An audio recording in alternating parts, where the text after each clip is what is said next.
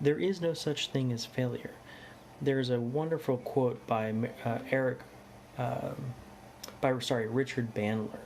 There are no failures, only feedback. And when we look at it that way, it totally transforms the way we think about things. Because we're taught from a young age, the school stamps you with an F and say, you're a failure, as something to be avoided. Where in reality, if we're failing, that means we're doing something that is pushing the boundaries of what we're comfortable with. All success, all achievement, all inventions are about pushing those boundaries.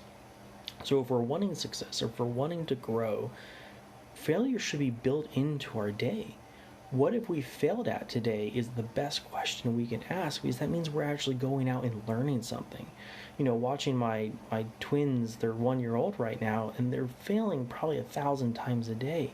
They're learning to walk, they're falling down, they're bumping into things, and they're smiling while doing it because it's an adventure. It's something to be seen as an achievement, because if every time they fall down, it's one step closer to walking.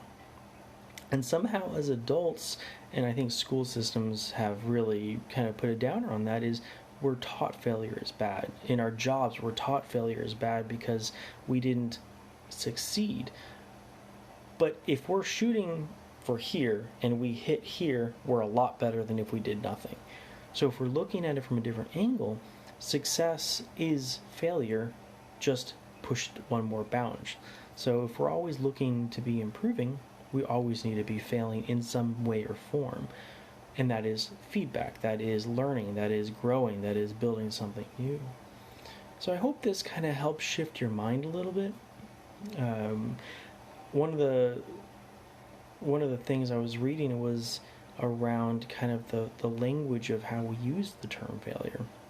And instead of using fail, it's not yet, which implies we still have room to grow. We're not quite at our mark yet. We're not an A, but we're still failing to get an A, which means we just have a little bit more to go.